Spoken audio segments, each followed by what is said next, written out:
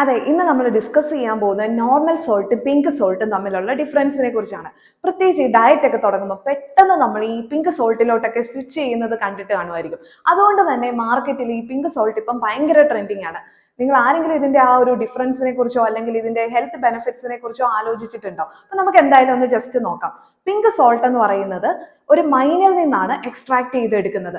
അതേസമയം നമ്മുടെ white salt എന്ന് പറയുന്നത് നമുക്കറിയാം സീ വാട്ടറിൽ നിന്നാണ് പ്രിപ്പയർ ചെയ്തെടുക്കുന്നത്. ഈ പിങ്ക് സോൾട്ടിനകത്ത് പല ടൈപ്പ് ഓഫ് മിനറൽസ് പ്രസന്റഡ് ആണ്. അതായത് പൊട്ടാസ്യം, മാഗ്നീഷ്യം, അയൺ ഒക്കെ പ്രസന്റഡ് ആണ്. ഇനി നമ്മുടെ ഈ നോർമൽ വൈറ്റ് സോൾട്ടിനകത്താണെങ്കിലോ പ്രസന്റഡ് ആയിട്ടുള്ള മിനറൽസിനെ എല്ലാം റിമൂവ് ചെയ്തെടുക്കുന്നുണ്ട്. അതേപോലെ തന്നെ ഇതിനകത്തുള്ള ഡസ്റ്റും അതേപോലെ മറ്റ് അഴുക്കുകളൊക്കെ റിമൂവ് ചെയ്ത് പ്രോസസ്സ് ചെയ്തിട്ടാണ് നമുക്ക് ഈ നമ്മുടെ നോർമൽ വൈറ്റ് സോൾട്ട് കിട്ടുന്നത്. ഇനി വൈറ്റ് സോൾട്ടിനകത്ത് എക്സ്ട്രാ ആയിട്ട് നമ്മൾ ഫോർട്ടിഫൈ ചെയ്തെടുക്കുന്നുണ്ട്. അതായത് ഫോർട്ടിഫിക്കേഷൻ പ്രോസസ്സിനകത്തൂടെ അയഡിൻ ആണ് ആഡ് ചെയ്യുന്നത്. അപ്പം നമുക്ക് കിട്ടുന്ന സോൾട്ട് എന്ന് പറയുന്ന അയഡൈസ്ഡ് ആയിട്ടുള്ള സോൾട്ട് ആണ്. ഇത് നമ്മുടെ തൈറോയിഡ് ഫംഗ്ഷനിങ്ങിനും ബ്രെയിൻ ഡെവലപ്മെന്റിനൊക്കെ ഒരുപാട് ഹെൽപ്പ് ചെയ്യുന്നുണ്ട്. ഇനി അടുത്ത ഒരു മെയിൻ ആയിട്ടുള്ള കാര്യം എന്ന് വെച്ച് കഴിഞ്ഞിട്ടുണ്ടെങ്കിൽ ഇതിന്റെ ടേസ്റ്റ് ആണ്. നമ്മുടെ നോർമൽ സോൾട്ട് ചെറിയ ക്വാണ്ടിറ്റി ഫുഡിനകത്ത് ആഡ് ചെയ്താൽ തന്നെ നമുക്ക് ആ ഒരു ഷാർപ്പ് ടേസ്റ്റ് കിട്ടുന്നുണ്ട്. പിങ്ക് സോൾട്ട് ആണെങ്കിൽ ക്വാണ്ടിറ്റി വൈസ് നമുക്ക് കൂടുതൽ ആഡ് ചെയ്യേണ്ടി വരും.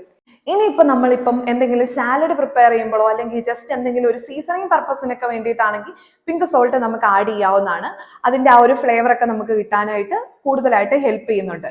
ഇനി മെയിൻ ആയിട്ട് നമ്മൾ ശ്രദ്ധിക്കേണ്ട കാര്യം എന്ന് വെച്ച് കഴിഞ്ഞാൽ പിങ്ക് സോൾട്ട് ആയാലും വൈറ്റ് സോൾട്ട് ആയാലും ക്വാണ്ടിറ്റി എപ്പോഴും കുറച്ച് തന്നെ ഉപയോഗിക്കാനായിട്ട് ശ്രദ്ധിക്കുക. കാരണം ഇതിനകത്ത് മെയിൻ കമ്പോണന്റ് എന്ന് പറയുന്നത് സോഡിയം തന്നെയാണ്. അപ്പോൾ ഓവറായിട്ട് സോഡിയം ഉപയോഗിച്ച് കഴിഞ്ഞിട്ടുണ്ടെങ്കിൽ നമുക്ക് വേറെ കുറെ ഹെൽത്ത് ഇഷ്യൂസ് വരാനുള്ള ചാൻസസ് ഉണ്ട്. അപ്പം പിങ്ക് സോൾട്ട് ഓവർ ഹെൽത്തി ആണെന്ന് തിങ്ക് ചെയ്തിട്ട് ഒരുപാട് വാരിക്കോരി നമ്മൾ ഫുഡിനകത്ത് ഇട്ട് കഴിഞ്ഞാൽ നമുക്കത് വേറെ കുറെ ഹെൽത്ത് ഇഷ്യൂസിലോട്ട് ലീഡ് ചെയ്യും. അപ്പൊ എന്ത് ഉപയോഗിച്ചാലും നിങ്ങൾ വൈസ് ആൻഡ് കെയർഫുൾ ആയിട്ട് തന്നെ യൂസ് ചെയ്യാനായിട്ട് ശ്രദ്ധിക്കുക.